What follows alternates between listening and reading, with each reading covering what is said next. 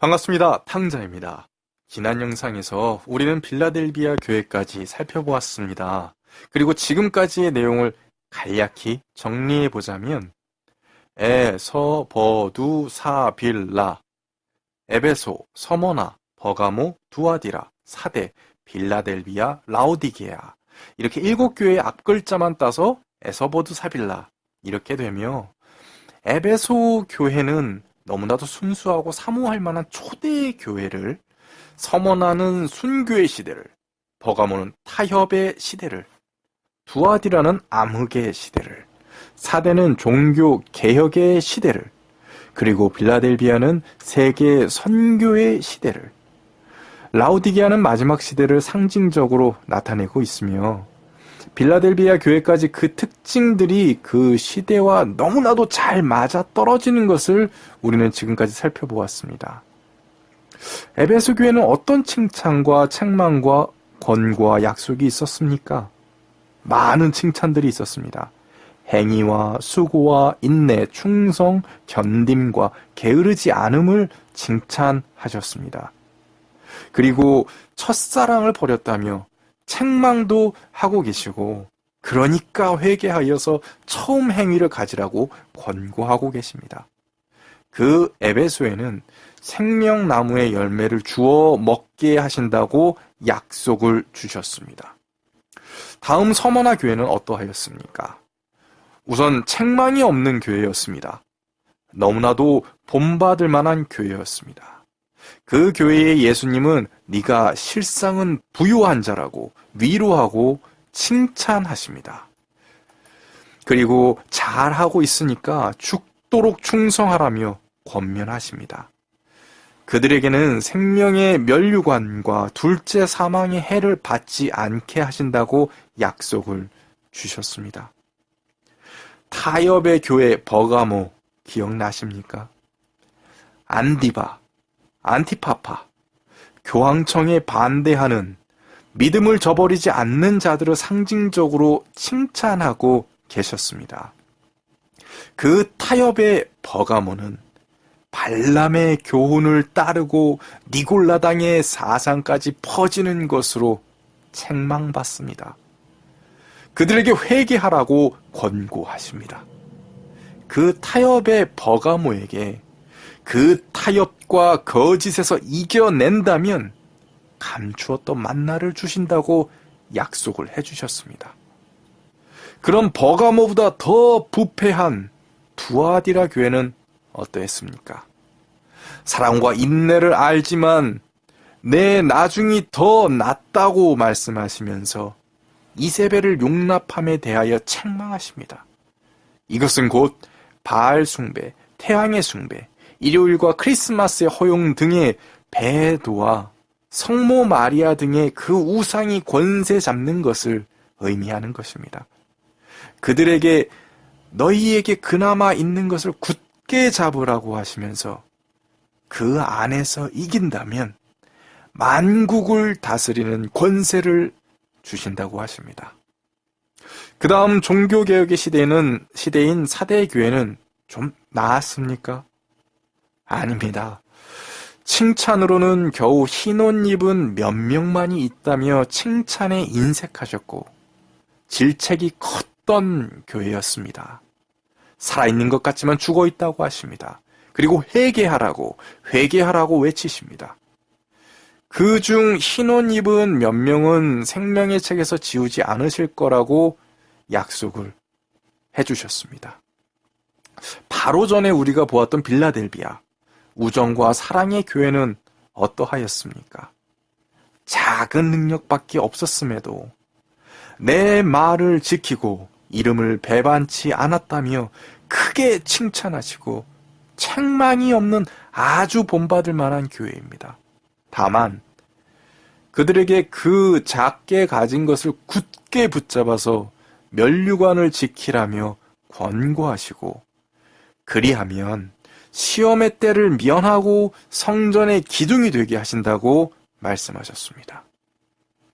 자, 이제 드디어 7교회 중 마지막 7번째 교회이자 우리가 살고 있는 현 시대를 상징하는 라오디게아 교회를 보도록 하겠습니다.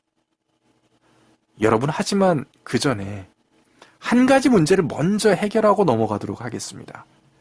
그것이 무언가 하면, 여러분, 이 계시록상의 7교회에 대한 예언 해석을 들으시면서 도대체 어떤 기준으로 7교회를 2000년간의 7시대로 분류한 것일까?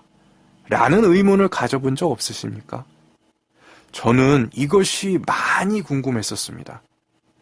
누가 이것을 이렇게 해석한 것일까? 이게 진짜 정답 맞는 건가? 정말 예수님의 뜻이 맞는 건가? 하는 등의 수많은 질문들로 머릿속에 복잡했던 기간이 있었습니다. 간단히 말해서 지금 제가 하고 있는 이 예언 해석의 정당성은 어디서 오는가 하는 질문이 저를 괴롭혔었습니다.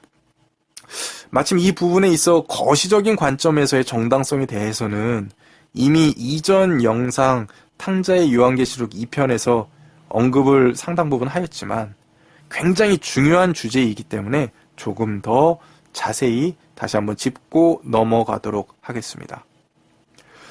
여러분, 저는 이 예언 해석을 하면서 먼저 스스로를 설득시켜야만 했습니다. 제 스스로에게 지금 이 성경 해석이 올바르며 타당하며 정당하다는 것을 납득시켜야만 했습니다.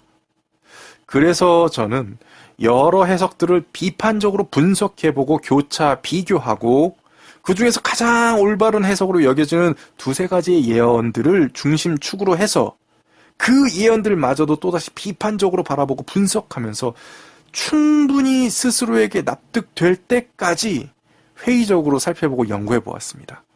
그 결과 앞에서 제가 빌라델비아와 사대교회의 역사적 시기를 다른 사람과 다르게 잘못 해석해서 오류를 범하여서 여러분들께 정정하였던 것 기억하실 겁니다.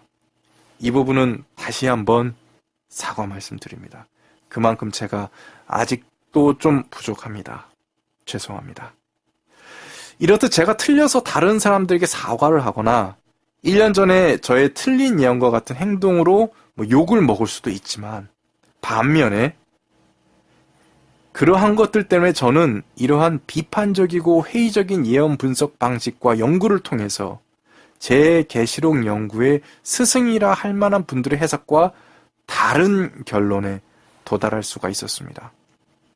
간단히 말해서 7교회를 2000년간의 교회 시대로 해석할 수 있었던 정당성의 근거와 바로 제가 제 스승이 되는 해석들과 다른 결론을 얻은 이유가 같았습니다. 여러분, 그것은 매우 단순한 것이었습니다. 그것은 계시록의 예언을 머릿속에 담고 마음에 품고 세상을 바라보고 역사를 바라보니 계시록이 다시 보이기 시작한 것이었습니다.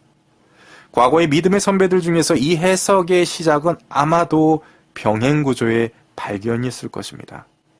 지난 영상에서 말씀드렸다시피 저는 여러 예언 해석을 접하며 7교회에 대한 해석은 거의 비슷하게 2000년간의 교회에 대한 성격과 교훈으로 해석을 하지만 7인, 7나팔, 7대접 재앙 이러한 세 종류의 미래 예언이 순차적으로 일어나기에는 문제가 있는 것 아닌가라는 것을 느꼈다고 말씀을 드렸습니다. 그래서 찾게 된 것이 2000년간의 예언이 역사를 통해 계속하여 이루어져 왔었다는 역사주의적 해석이라고 말씀을 드렸었습니다. 그 핵심은 병행구조에 있는데 앞서 말씀드린 대로 세 종류의 예언이 순서대로 이루어지는 것이 아닌 7교회는 2000년간의 교회 성격과 각종 교훈들을 알려주는 상징이고 7인은 7교회 시대의 교회 역사적 흐름과 사건들을 나타내는 상징이며 7나팔은 2000여 년간의 패권국가의 변화와 전쟁, 사건들을 상징적으로 기술한 것이고 7대접 재앙이야말로 성경에 적힌 그대로 마지막 때에 일어날 마지막 재앙을 나타내고 있는 것입니다. 즉, 각 예언은 각기 다른 시대 상황을 대변하는 예언으로 해석하는, 병행하여 해석하는 병행 구조를 말하는 것입니다. 다만 이전에 말씀드린 대로 일곱 나팔은 전 지구적 패권 국가에 관한 시대 구분이기 때문에 교회의 역사를 기준으로 나눈 일곱 인이나 일곱 교회와는 시대 분류가 조금 다릅니다. 여러분, 그런데 이 병행 구조는 이 마지막 시대가 되어서야 발견된 새로운 진리가 아니라 이미 오래전부터 4세기 이전부터 전해져 오던 것이었습니다. 그렇게 과거로부터 올바른 지식들은, 해석들은 쌓여가고 있었습니다. 과거를 통해 우리 기독교의 역사가 한때는 고난과 핍박과 학살과 순교가 일상이었지만 어느 순간 그 교회가 세상의 머리로 우뚝 솟아오르고 그 권력화된 부패한 교회의 반기를 들고 종교개혁이 일어나고 이후 교파를 초월한 헌신적인 세계 선교가 이루어지는 등의 모습을 우리는 역사를 통해 알 수가 있는데, 이것들이 바로 이 요한계시록의 예언들과 너무나도 맞아떨어졌던 것입니다. 그리고 지금도 너무나도 소름 끼칠 정도로 예언이 정확하게 성취되어 가고 있습니다. 그것을 앞으로 더 알려드리겠습니다. 여러분, 바로 이 계시록 해석의 정당성은 사람들의 사변적인, 관념적인, 형식적인 선문답 같은 그런 말장난으로 혹은 논리 싸움으로 정당성이 주어지는 것이 아니라 바로 우리가 알고 있는 역사가 이 계시록의 정당성 그 자체인 것입니다. 여러분, 바로 우리가 알고 있는 세계의 역사 그 자체가 성경의 증거였습니다. 이 사실을 너무나도 보여드리고 싶어서 이런 영상을 만들고 여러분들께 외치고 있는 것입니다. 역사를 올바르게 본다면 정말 하나님께서 살아계시고 역사하고 계시는구나라는 것을 부정할 수가 없습니다. 정말 하나님께서 우리를 사랑하셔서 쉬지 않고 애타게 문을 두드리고 계시는구나라는 것을 부정할 수가 없습니다. 이것을 앞으로의 계시록 해석을 통해서 조금씩 더 보여드리도록 하겠습니다. 그리고 지금은 라오디게아 교회를 통하여 그 일부를 더 보여드리도록 하겠습니다. 라오디게아 교회의 사자에게 편지하라. 아멘이시요, 충성되고 참된 증인이시요, 하나님의 창조의 근본이시니가 이르시되, 내가 내 행위를 아노니 네가 차지도 아니하고 뜨겁지도 아니하도다. 네가 차든지 뜨겁든지 하기를 원하노라. 내가 이같이 미지근하여 뜨겁지도 아니하고 차지도 아니하니 내 입에서 너를 토하여 버리리라. 네가 말하기를 나는 부자라 부유하여 부족한 것이 없다 하나 네 곤고한 것과 가련한 것과 가난한 것과 눈먼 것과 벌거벗은 것을 알지 못하는도다. 내가 너를 권하노니 내게서 불로 연단한 금을 사서 부유하게 하고 흰옷을 사서 입어 벌거벗은 수치를 보이지 않게 하고 안약을 사서 눈에 발라 보게 하라. 무릇 내가 사랑하는 자를 책망하여 징계하노니 그러므로 네가 열심을 내어 회개하라. 볼지어다 내가 문 밖에서 서서 두드리노니 누구든지 내 음성을 듣고 문을 열면 내가 그에게로 들어가서 그와 더불어 먹고 그는 나와 더불어 먹으리라. 이기는 그에게는 내가 내 보좌에 함께 앉게 하여 주기를 내가 이기고 아버지 보좌에 함께 앉은 것과 같이 하리라. 그 있는 자는 성령이 교회에게 하시는 말씀을 들을지어다. 계시록 3장 14절로 22절 말씀. 귀 있는 자는 들으라고 계속해서 반복하여 말씀하고 계십니다. 저는 군대에 입대했을 때 사투리 쓰는 선임병의 말을 잘 알아듣지 못해서 한동안 고생을 심하게 했었습니다. 그런데 뭔 말인지도 모르던 사투리도 신기하게도 집중해서 들으면 들립니다.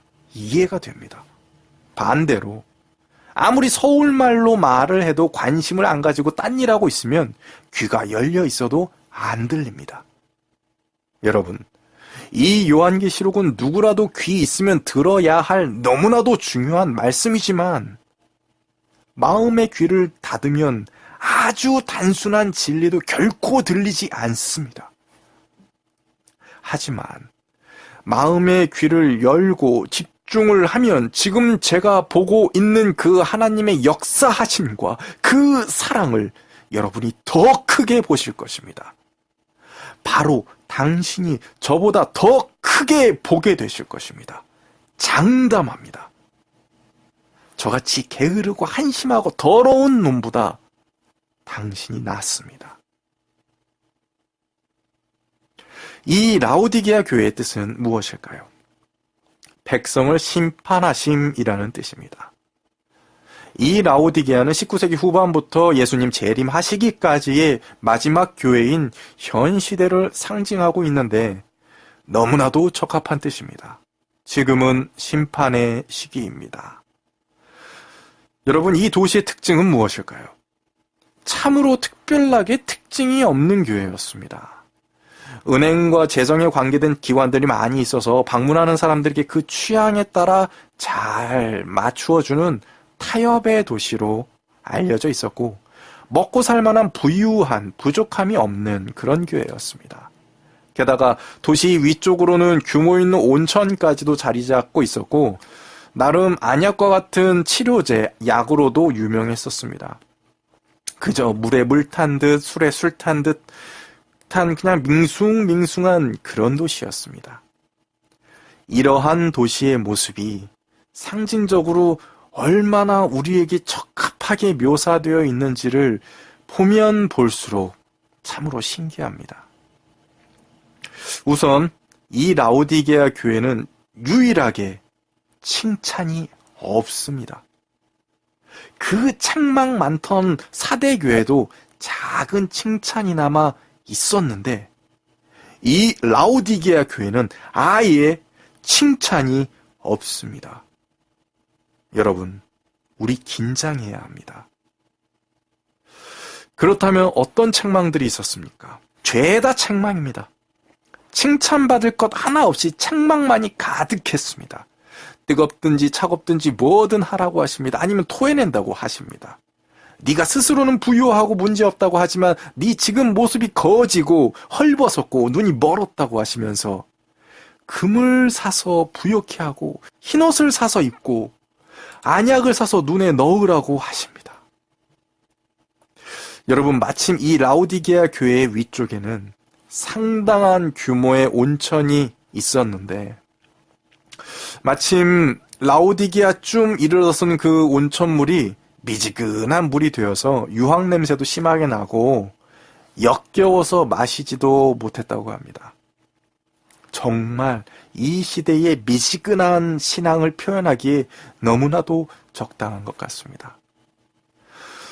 저는 이 구절에 대해서 어릴 적에 요한계시록을 배울 때 15절에 나와 있는 뜨겁든지 차갑든지 하기를 원하노라 라는 문구를 단지 뜨겁게 종교 생활을 해라 라는 식으로만 이해를 했었습니다.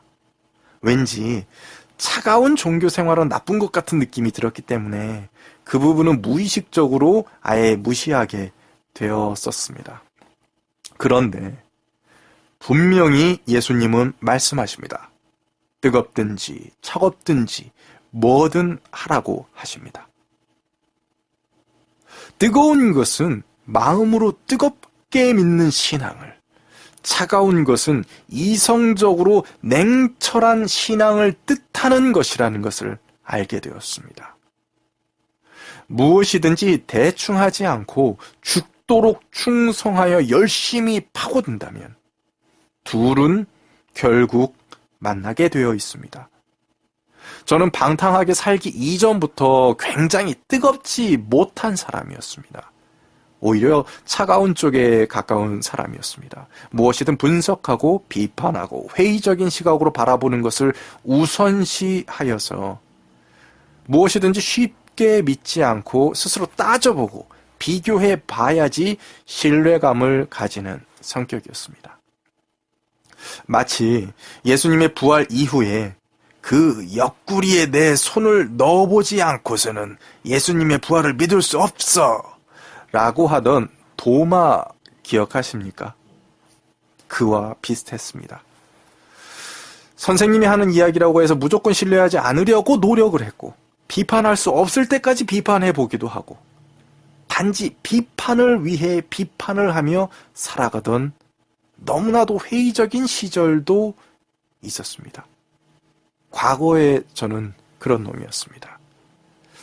그랬던 저였지만 여러 가지 사건을 겪으면서 마음을 하늘로 돌이키는 과정에서 김명현 교수님의 창조과학 관련 영상들을 접하게 되었습니다. 그때 저는 그것을 보면서 그동안의 스스로의 무식에 너무 놀랐고 그동안의 이성적 게으름을 반성하게 되었습니다. 저는 그동안 정치적, 철학적, 문학적으로 굉장히 스스로 이성적 인간이라고 생각을 해왔었는데 정작 가장 중요한 진리와 진실에 있어서는 완전 바보 멍청이었다는 것을 알게 된 것입니다. 저는 저의 이성적 능력을 완전 쓸데없는 데다가 낭비하였고 허탄한 것들을 위해 그 능력을 소진하였었습니다.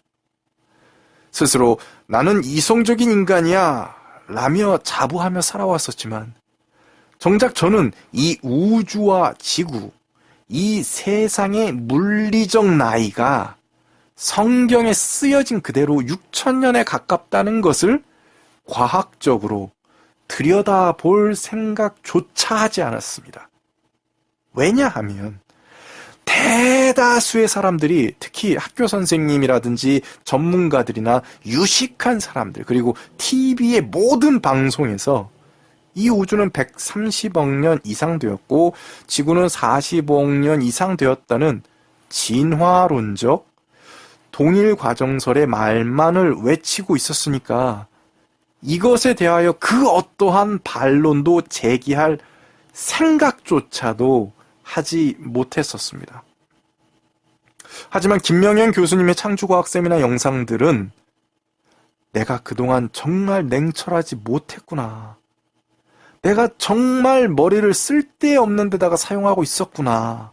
라는 것을 깨닫게 해주었습니다. 여러분, 이성적인 것을 좋아하신 분들이라면 창조론과 진화론을 철저하게, 공정하게, 과학적으로, 이성적으로 다시 한번 들여다보십시오. 창조론을 선택할 수밖에 없습니다. 지금은 그 창조론과 진화론에 대하여 더 깊이 연구를 하다 보니까 김명현 교수님과 많은 부분에서 의견의 차이점을 가지게 되었지만 가장 중요한 핵심은 창조론이 옳다라는 것입니다. 여러분, 이성적으로 냉철하게 들여다보면 진화론은 거짓일 수밖에 없는 구조입니다. 첫째로, 그 시작부터가 거짓입니다. 진화론은 과학이 아니라 종교입니다. 과학이라면 관찰이 가능하고 실험이 가능해야 합니다. 다시 말해서 검증할 수 있어야 하고 반복될 수 있어야 합니다. 그러나 진화론은 창조론과 마찬가지로 관찰이 불가능하고 재현이 불가능하며 반복이 불가능합니다. 단지 거짓으로 가득 찬 가설일 뿐인데 그것에다가 이론과학이라고 거짓 명칭을 씌워준 것 뿐입니다. 진화론은 창조론과 마찬가지로 종교입니다. 종교적 믿음인 것입니다. 그렇기 때문에 자꾸 창조론을 과학의 영역으로 가져가서 진화론과 싸우려고 하는 창조과학적 주장을 하시는 분들이 많은데 이것에 반대합니다. 오히려 진화론을 종교의 영역으로 가지고 와서 상대해야 공정한 싸움인 것입니다. 이것은 마치 승부를 겨루고 있는 두 명의 역도 선수에게 생뚱맞게 피겨 스케이팅으로 대결하라고 하면서 얼음팔 위에다가 던져놓고서는 아예 한 명은 얘 피겨 선수 맞으니까 그래 너만 피겨 실력을 입증해봐 라고 하면서 아주 불공평하게 말도 안 되는 억지 주장을 하면서 게임을 시키는 것과 마찬가지입니다. 하지만 이것에 대해서는 나중에 더 깊이 다루는 영상을 올리도록 하겠습니다. 중요한 것은 진화론은 과학적 사실이 아닌 이론에 불과한 것을 사실이라고 굳게 믿는 믿음입니다. 종교입니다. 둘째로, 진화론과 창조론 중 과학적 증거는 오히려 창조론이 더 많습니다. 진화론은 가장 중요한, 당연히 있어야 하는 각 생물의 종류 사이의 진화 중간 단계가 없습니다. 그렇기 때문에 진화론이라는 종교를 믿는 종교인이 되어버린 과학자들은 이 모순을 해결하기 위해서 또 다른 거짓말들을 만들어내며 과학적 이론이라며 포장을 합니다. 여러분, 진화론에 대한 더 많은 과학적, 이성적 문제점들과 모순들은 넘쳐나고 있지만 차후에 정리를 해서 영상을 만들어 올리도록 하겠습니다. 만약에 더 관심이 있으신 분들은 유튜브 채널에서 김명환 교수님의 영상들이나 혹은 그 외의 창조과학 영상들이 넘쳐나고 있으니 시간을 내어서 꼭 자신의 것으로 만들어 주십시오. 이런 것들이 영적 무기입니다. 무기가 좋아야지 싸움에서 우리는 이깁니다. 예수님께서 책망하셨던 뜨겁든지 차갑든지 하라는 말에서 두 번째인 차가운 부분에 대해서 이렇게 열변을 토하는 이유는 이 부분에 대해서 제가 아예 무시를 하며 살아왔었기 때문입니다. 그래서 저와 같은 분들이 더 있을 것이기에 중요하게 여겨서 집중을 하였던 것이고, 또 한 가지 이유는 저는 어려서부터 뜨거운 신앙을 해본 기억이 별로 없었는데 바로 그 김명현 교수님의 강의를 비롯한 그 저의 게을렀던 이성을 자극하는 강의들, 그런 것들을 접함으로써 신기하게도 저의 마음이 뜨거워지는 것을 느꼈기 때문입니다. 여러분, 이성적으로 냉철하게 끝까지 파고들면, 제대로 진리와 진실을 마주한다면 뜨거워질 수밖에 없었습니다. 저로 하여금 세상을 향해서 하나님이 전능하시다, 회개하라, 하나님이야말로 진정 선하시며 우리를 죽기까지 사랑하신다 라며 외치게 만들었습니다. 저는 이 반대의 경우 또한 성립할 것으로 믿습니다. 그러니까 지식은 부족하여도 마음만은 이미 뜨거워서 뜨겁게 신앙생활을 하고 있는, 기도를 하고 있는 분이라면 당연히 철학적 거짓말에 흔들리지 않고 과학적 거짓말에 쓰러지지 않고 유식한 사람들의 미혹에 넘어가지 않으면서 복음 전파에 힘을 쏟을 것이라고 믿습니다. 여러분, 우리는 무엇이라도 선택해야 합니다.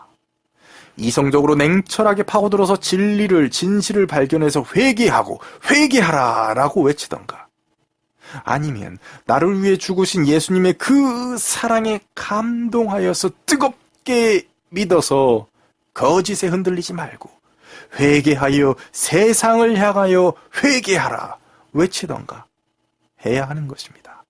둘의 결론은 같습니다. 하나님께 돌아가는 것이며 진리 안에서 벗어나지 않는 것입니다. 진리 위에, 진실 위에 서 있는 것입니다. 여러분, 우리는 진리를, 진실을 똑바로 알아야 합니다. 여러분, 제가 자꾸 진리와 진실을 같이 사용하는 이유는 진리가 곧 진실이기 때문입니다. 그런데 현대사회는 특히 서양보다 우리나라와 같은 이제 동양권에서는 진리라는 것을 그 이름으로 인해서 객관적인 요소보다 주관적 요소로 강하게 여기는 경향이 강합니다. 즉, true와 fact, 진리와 사실을 자꾸만 이제 구별하여서 사용하려 하는 철학적 혹은 법리적 해석에 사로잡혀 있는 것인데 다 불필요한 논쟁입니다. 사실이 진실이고 진실이 진리입니다. 물론 당연히 철학적으로 종교적으로 주관적 해석의 요소가 분명 남아 있습니다. 그러나 여러분, 우리가 알 수 없는 것에 집중하지 맙시다. 우리가 알 수 없는 것에 집중하기보다 우리가 아는 것을 먼저 잡으십시오. 가급적 진리라는 말을 진실이라는 말로 이해를 해주십시오. 그것이 이 시대의 거짓에서 벗어나는 작은 이성적 방법 중에 하나입니다. 이게 무슨 말이냐면 엘로힘께서 이 세상을 6일간 창조하셨다는 것이 진리입니다. 그런데 그거는 그냥 팩트잖아. 그건 진리는 아니야. 네가 잘 모르나 본데 진리는 좀 더 포괄적이고 주관적인 거야 라고 하면서 무시하는 것이 바로 거짓이고 미혹입니다. 우리는 가장 기본 위에 서야 하는 것입니다. 성경은 6일 창조를 이야기하는데 과학자들은 130억 년 빅뱅을 주장합니다. 둘 다 과학적 검증이나 관측이나 실험이 불가능합니다. 즉, 둘 다 종교입니다. 그런데 우리는 아주 당연하게 과학자들이 거짓말 하겠어? 다 근거가 있으니까 교과서에도 실리는 거 아니겠어? 라며 성경보다 과학자를 믿습니다. 나중에 우리가 하나님을 뵙게 되었을 때 하나님께서 당신에게 내가 성경의 세상을 6일간 창조하였다라고 써놓았는데 왜 나의 말을 믿지 않고 유식한 자들의 거짓말을 믿었느냐? 라고 물으신다면 뭐라고 대답하시겠습니까?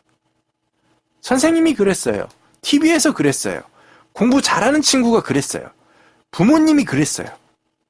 라며 6,000년 전 아담과 하와와 같이 계속 남탓만을 하실 겁니까?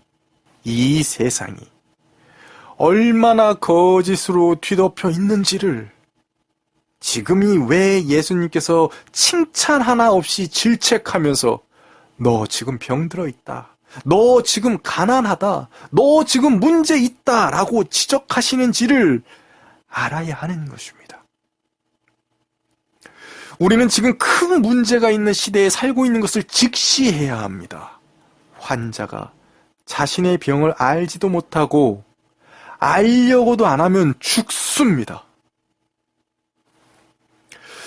여러분, 예수님께서 우리에게 금을 사라고, 흰옷을 사라고, 안약을 사라고 하십니다.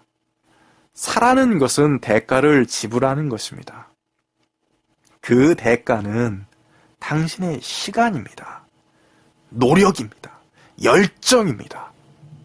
시간을 내어 창조론 강의를 들어주십시오.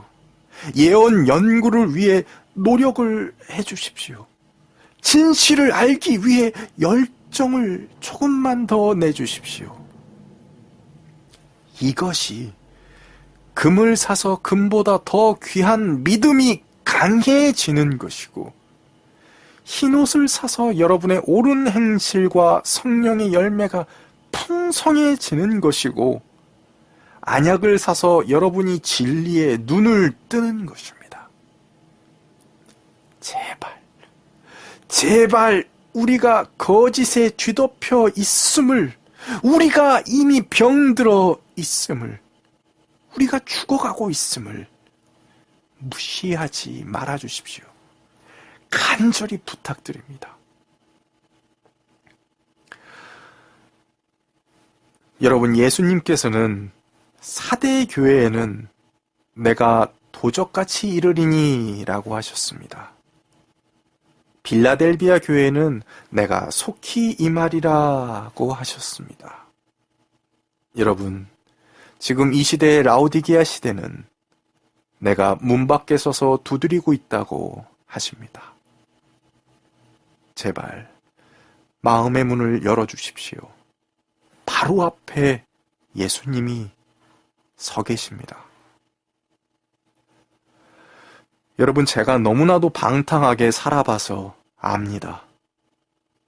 마음속에 그 재미나고 포기하지 못할 많은 세상적인 것들이 얼마나 귀하게 느껴지고 아깝게 느껴지는지 압니다.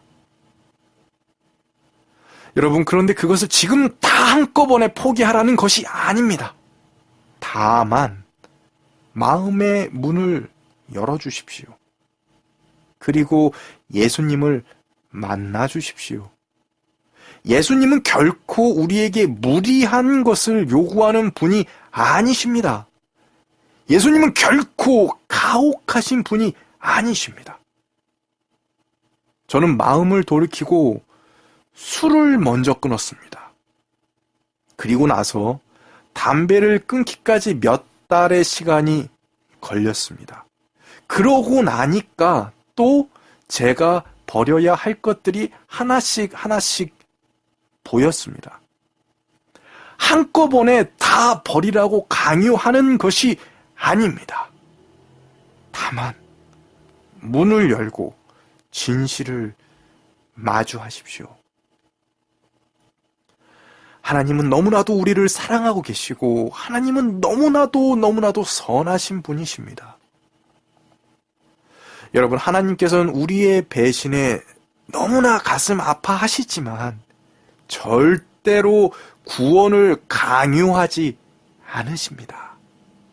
하나님께서는 절대로 구원받을 자와 버림받을 자를 예정해 두지도 않으셨습니다. 지금도 돌아오길 간절히 바라고 계십니다. 여러분, 구원은 철저히 개인적인 선택인 것이고 개인적인 경험인 것입니다. 남이 대신 해줄 수 없는 것입니다. 어머니, 제가 배고픈데 밥 좀 대신 드셔주세요.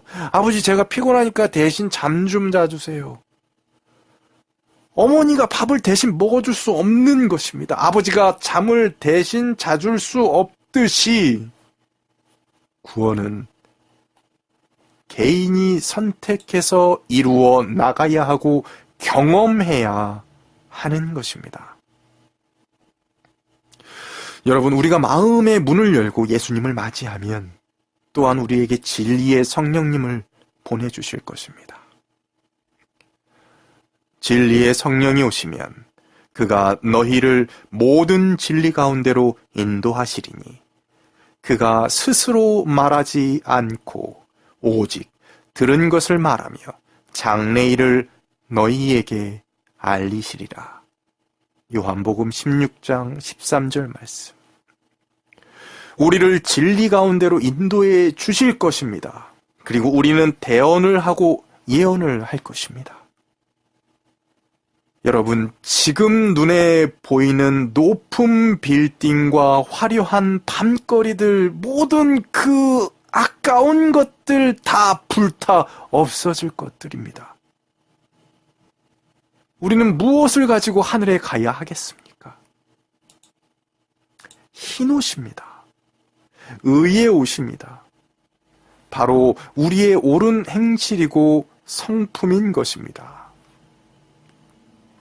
우리가 이 세상에서 쌓아놓고 이루어 놓은 것들 모두 다 불타 없어질 것이지만 우리의 옳은 행실은 보답을 받을 것입니다. 여러분, 예수님은 이 라오디게아 교회에 사랑하기 때문에 책망하고 계신다고, 징계하신다고 하십니다. 그러면서 열심을 내어서 회개하라고 우리에게 권면하고 계십니다. 이 라오디게아 시대를 살고 있는 우리는 정말 긴장해서 열심을 내어서 회개해야 하는 것입니다. 반면에 이렇게 가장 책망받던, 가장 예수님으로부터 욕을 먹던 라오디게아 시대에서 이기는 자에게 가장 큰 보상을 주십니다. 예수님과 보좌에 함께 앉게 해주신다고 하십니다. 여러분, 예수님께서 바로 문 앞에 계십니다. 잠시만 바쁜 마음을 내려놓고 마음의 문을 열어주십시오. 마치 생일 선물을 기다리던 어린 시절 그 기대하는 마음처럼, 마치 아주 좋아하는 사람을 기다리고 있던 그 설레이는 마음처럼, 마치 내가 좋아하는 드라마나 영화를 기다리는 그 기대되는 그러한 마음처럼,